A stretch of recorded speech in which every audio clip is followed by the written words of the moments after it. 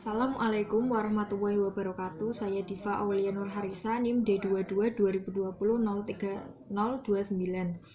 Di sini saya akan menjelaskan tentang histologi sistem digestif untuk memenuhi tugas praktik UAS KKPMT 2. Pengertian histologi yaitu adalah cabang ilmu biologi yang mempelajari tentang struktur sel dan jaringan secara detail menggunakan mikroskop, dan kegiatan histologi dilakukan pada sediaan jaringan yang dipotong tipis. Histologi juga disebut dengan anatomi mikroskopis.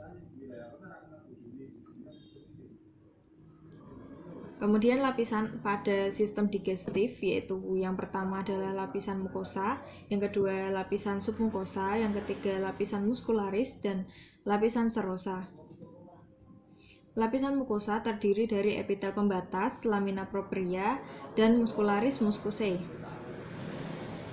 Fungsi lapisan mukosa adalah sebagai pembatas antara isi saluran dan jaringan tubuh, mempermudah transport dan pencernaan makanan, dan meningkatkan absorpsi hasil makanan. Lapisan submukosa terdiri dari jaringan penyambung jarang dengan banyak pembuluh darah dan limfe. Yang kedua, plexus saraf submukosa atau Meissner, dan yang ketiga kelenjar-kelenjar dan atau jaringan limfoid.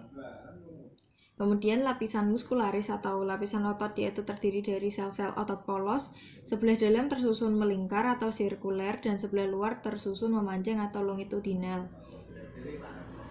Yang kedua, kumpulan saraf yang disebut plexus meenteric atau Auerbach yang terletak antara dua sublapisan otot. Yang ketiga ada pembuluh darah dan limfe.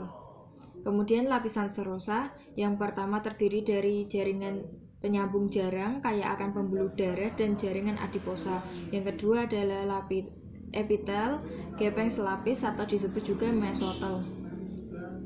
Macam-macam penyakit pada sistem digestif. Yang pertama ada gastroenteritis, yaitu muntah dan diare akibat infeksi atau peradangan pada dinding saluran pencernaan, terutama pada lambung dan usus. Di masyarakat luas, gastroenteritis lebih dikenal dengan istilah muntaber.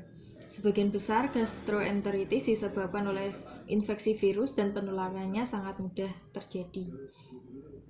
Jenis obat yang diberikan pada penderita gastroenteritis yaitu antibiotik seperti amoxicillin apabila disebabkan oleh infeksi bakteri, anti jamur seperti nystatin untuk menangani gastroenteritis yang disebabkan infeksi jamur, dan loperamide untuk meredakan diare. Kemudian ada diare. Diare adalah gangguan pencernaan yang diakibatkan oleh banyak faktor. Beberapa penyebab diare adalah yang paling sering dan paling umum, diantaranya keracunan makanan yang terkontaminasi bakteri, alergi makanan tertentu, atau makan pada saat yang tidak tepat. Gejala diare juga dapat disertai dengan rasa ingin segera BAB, mual dan atau muntah, sakit perut melilit, perut terasa tidak nyaman. Kemudian yang ketiga ada sakit mah atau tukak lambung, adalah luka yang terjadi pada lapisan lambung atau usus 12 jari. Gejala mah bisa pada umumnya yakni lambung kembung, mual, muntah-muntah dan kurang nafsu makan.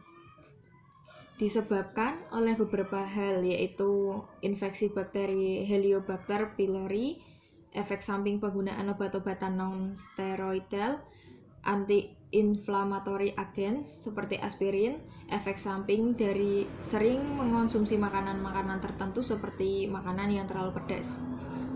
Sekian dari saya. Wassalamualaikum warahmatullahi wabarakatuh.